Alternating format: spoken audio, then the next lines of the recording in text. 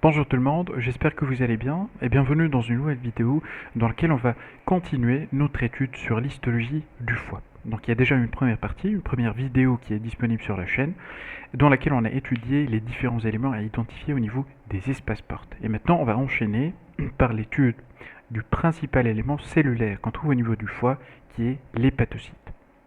Voilà, donc j'aimerais faire un petit rappel sur la compartimentation ou l'organisation du foie. On a vu que on pourrait le compartimenter selon deux systèmes. Alors le système qu'on utilise beaucoup, le plus souvent, c'est le système en lobules hépatiques.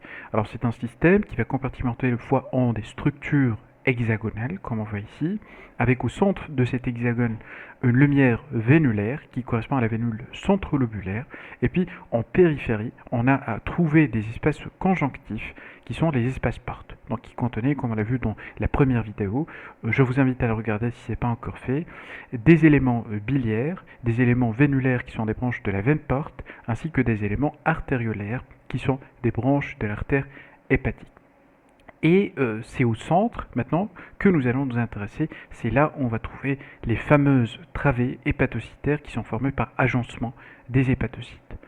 Ici, comme vous le voyez, il y a une deuxième structure, un deuxième système de compartimentation qu'on appelle l'acinus hépatique. Alors lui, il a une forme losangique, comme on le voit, avec au niveau des deux extrémités les vénules centrolobulaires, et puis au niveau de la partie médiane, on a des espaces portes. Donc le premier qui est représenté ici, et le deuxième qui est là.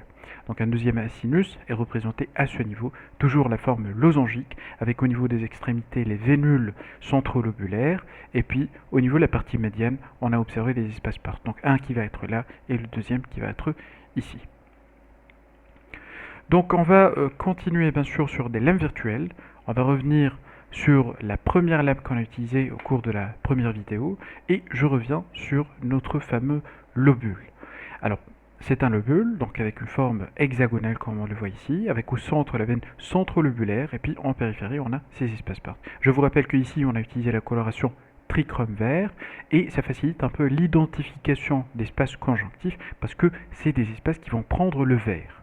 Voilà, donc tout ce qui est vert, ça représente un espace là où on a du tissu conjonctif. Et bien sûr, juste autour de la veine centrolobulaire, on a un petit liseré aussi, vert, ça veut dire qu'il contient aussi du tissu conjonctif.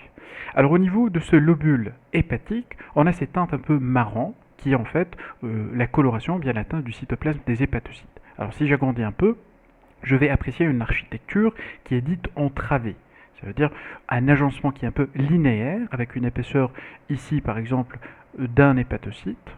Voilà, et ces travées, comme on le voit, ça fait, ou bien c'est formé tout simplement d'un agencement de plusieurs hépatocytes qui sont agencés, accolés l'un à l'autre. Voilà. Donc ici, un joli exemple d'un hépatocyte. L'hépatocyte, c'est une cellule qui est polygonale et qui est volumineuse, avec un cytoplasme qui est abondant et un noyau qui est à localisation centrale. Voilà, le plus souvent le noyau il contient un nucléole, ce qu'on voit ici au centre, et puis au niveau du cytoplasme, on a deux teintes qui sont différentes. Il y a des régions qui sont un peu foncées, qui correspondent aux régions au niveau de l'hépatocyte qui vont contenir du réticulum endoplasmique rugueux. Et puis il y a aussi des zones qui sont claires, par exemple ce qu'on observe ici juste au contact du noyau. Alors les zones claires au niveau d'un hépatocyte, ça correspond aux zones où on a des stocks de glycogène et de lipides. Glycogène, c'est tellement important concernant le foie parce que le foie avec le muscle strié squelettique, ça représente les deux principales localisations du stockage de ce glycogène. Donc bien sûr, ça sous-entend que quand on aura besoin de glucose, qui est la principale molécule de production d'énergie, on aura à dégrader ce glycogène et produire ou libérer de glucose au niveau de la circulation sanguine. Donc les hépatocytes présentent parfois, donc c'est possible d'observer des hépatocytes qui contiennent deux noyaux, par exemple au niveau de ces cellules, donc avec le large cytoplasme, deux teintes différentes claires et foncées, et puis on a deux noyaux l'un côté de l'autre. Le noyau lui-même, il peut contenir un nucléole, comme pour la majorité de ce qu'on est en train de voir, ou aussi deux nucléoles. Alors par exemple ici, on a deux nucléoles au niveau d'un seul noyau. Voilà. Et puis cette organisation en travée, ça représente en fait un agencement d'hépatocytes et ces travées, elles ont cette direction de façon radiaire à partir de la veine centrolobulaire vers la périphérie. Voilà. Ces travées, elles sont séparées par des espaces clairs, donc c'est un sujet qu'on va discuter pour la prochaine vidéo. Ces espaces clairs, ça correspond à des sinusoïdes, qui sont les capillaires qu'on trouve au niveau du lobule hépatique. Alors ce qu'on trouve ici, ce qu'on trouve là, là, tous les espaces clairs en fait, c'est des sinusoïdes. Sinusoïde, c'est un capillaire, donc ça doit contenir des cellules endothéliales, et on voit un exemple ici, donc une cellule qui est allongée, aplatie, pavimenteuse, c'est une cellule endothéliale. Ce qui est important ici, c'est que entre la cellule endothéliale et l'hépatocyte, plus précisément au niveau de sa face qu'on appelle face vasculaire, parce que c'est la face avec laquelle il va entrer en contact avec ce sinusoïde, et cet espace entre les deux, il est insignifiant. Ça veut dire qu'en microscopie optique, ce qu'on est en train d'observer ici, je ne vois pas vraiment un espace entre les deux structures. C'est là et l'hépatocyte. Alors qu'en réalité, il y a un espace qui contient quelques éléments, dont deux sont importants à citer. Alors le premier, c'est un réseau de réticuline. On va le voir tout de suite lorsqu'on va utiliser une coloration qui va mettre en évidence ces fibres de réticuline. Et deuxième élément qu'on trouve au niveau de cet espace, c'est ce qu'on appelle les cellules de Ito, des cellules qui sont là pour stocker tout ce qui est substance liposoluble, notamment la vitamine A. Cet espace, on l'appelle l'espace de 10. Donc je passe maintenant à un autre prélèvement, une autre lame, sur laquelle on a utilisé la coloration HE. Donc là, et sur coloration HE, on aura observé deux teintes seulement, donc le violet, à cause de l'utilisation du colorant hématoxyline, et puis ce qui est rose, à cause de l'utilisation de l'éosine. Donc on va choisir par exemple un lobule, par exemple celui-là, avec la veine centrolobulaire qui est à ce niveau, et puis les espaces portes tout autour. Et on va agrandir pour observer les travées hépatocytaires. Voilà, donc on a ici la veine centrolobulaire avec quelques globules rouges qui sont à l'intérieur. Élément vasculaire, donc j'aurai à voir des cellules endothéliales, ce que je suis en train de vous montrer à ce niveau. Et puis les travées hépatocytaires, c'est des travées qu'on observe ici, qui sont disposées de façon radiaire à partir de la veine centrolobulaire. Et ces travées vont parfois s'anastomoser, comme on est en train d'observer à ce niveau. Donc une anastomose entre des travées, ici, une autre anastomose à ce niveau, une autre anastomose à ce niveau, avec ce caractère du cytoplasme montrant des régions qui sont un peu foncées, par exemple à ce niveau. Et puis, juste à côté du noyau, on a des zones qui sont claires pensées au glycogène et au stockage de lipides aussi à l'intérieur de l'hépatocyte. Et puis entre les travées, on a ces espaces clairs qui vont correspondre aux sinusoïdes. Voilà. Donc comme on a dit, le foie, il va assurer un stockage du glycogène, substance qu'on pourrait mettre en évidence par une coloration qu'on appelle le PAS ou bien le PAS. Ici, on a pris un exemple de deux parenchymes qui ont subi deux régimes différents. Alors à droite, on voit déjà que la coloration elle est plus intense par rapport à gauche. Ça, à droite, c'est un tissu hépatique chez un sujet qui a subi un régime normal. Ça veut dire qu'on a une consommation de glucose qui va être stockée sous forme de glycogène au niveau du parenchyme hépatique.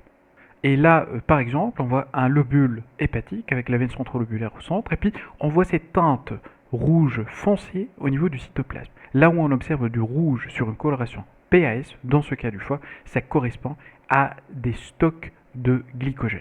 Alors passons maintenant au deuxième parenchyme. C'est un cas d'un sujet qui était à jeun pendant une certaine période. À jeun, ça veut dire qu'on aura un manque à un certain moment en glucose et donc on devra dégrader les dépôts, les stocks de glycogène qu'on trouve au niveau du foie pour libérer du glucose vers la circulation sanguine. Ceci va se manifester par une réduction de cette teinte, comme on a vu déjà au fait le grossissement, et quand on passe au plus fort grossissement, voilà, on va confirmer ceci par le fait que pas toutes les cellules, elles portent cette teinte rougeâtre. Et donc on voit certaines cellules, comme par exemple ici, donc un hépatocyte avec son noyau au centre, mais dans le cytoplasme, il ne présente pas cette teinte rougeâtre. Ça veut dire que ça ne présente pas un stockage de glycogène. Pourquoi? Parce que tout simplement, tous ces stocks en glycogène ont été perdus à cause de la glycolyse, et donc il a libéré son contenu en glycogène sous forme de glucose vers la circulation sanguine. Et on aura que quelques cellules, comme par exemple ici, ici ou ici, qui présentent ou bien qui sont chargées en glycogène. Voilà. Donc on passe maintenant à un autre exemple.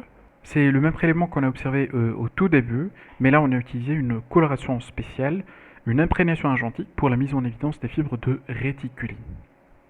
Donc je passe à un fort grossissement au niveau d'une partie du parenchyme hépatique, et là, je vois que j'ai des travées, ce qu'on voit ici, des travées hépatocytaires, avec les noyaux qui sont colorés en rouge, donc les structures qui sont arrondies, en rouge parce qu'on a utilisé, ça c'est un détail technique, mais on a utilisé une coloration qu'on appelle rouge nucléaire, qui va colorer les noyaux en rouge. Alors le cytoplasme apparaît en brun, mais ce qui nous intéresse, c'est les parties qui sont marquées en noir. Alors toutes les parties en noir, ça correspond à des fibres de réticuline. Et on voit très bien que ces régions noires, ça se dispose exactement entre la travée hépatocytaire et le sinusoïde. Où exactement? Eh ben c'est ça ce qu'on a appelé tout à l'heure l'espace de 10. C'est l'espace entre l'hépatocyte et la cellule endothéliale du sinusoïde. Donc voilà. Donc tout ce qui est clair, c'est sinusoïde, travée hépatocytaire avec le noyau de l'hépatocyte, et puis on a ici la fibre ou bien le réseau de réticuline qui paraît en noir à cause de l'imprégnation argentique qu'on a utilisée. Et donc comme ça, on arrive à la fin de cette partie pour la LM virtuelle. Donc je passe rapidement à une récapitulation de ce qu'on a vu. Voilà, donc les LM virtuelles, vous les aurez sur la description. L'hépatocyte, c'est principales cellules du foie. Elles sont organisées, agencées en travées, qu'on appelle aussi les travées de Rémac, avec cette disposition radiaire à partir de la vénule centrolobulaire. Et ces travées, comme on l'a vu, sont séparées par ces espaces clairs qui sont les sinusoïdes. Les cellules hépatocytaires, elles sont larges, elles sont polygonales, avec un cytoplasme qui est abondant. Le noyau, il est localisé au niveau central, de forme ronde ou ovalaire. On peut trouver un noyau par cellule, ce qui est le cas le plus prédominant, mais parfois on a à observer 2 noyaux par cellule. Les nucléoles, la même chose, donc normalement on a à observer un nucléole central par noyau, mais parfois on peut trouver plus qu'un nucléole par noyau. Concernant les molécules qui sont exprimées par ces hépatocytes, ça exprime des cytokératines, ça veut dire des filaments intermédiaires qu'on trouve au niveau du cytoplasme qui sont de type 8 et 18, ainsi qu'un antigène qu'on appelle antigène hépatocytaire, qu'on appelle l'héparin. Et on n'a pas d'expression d'autres types de cytokératine, notamment les cytokératines 7 et la cytokératine 19, ni la vimentine. Donc on arrive comme ça à la fin de cette vidéo, j'espère que ça a été utile pour vous, et on se dit à très bientôt pour une prochaine vidéo.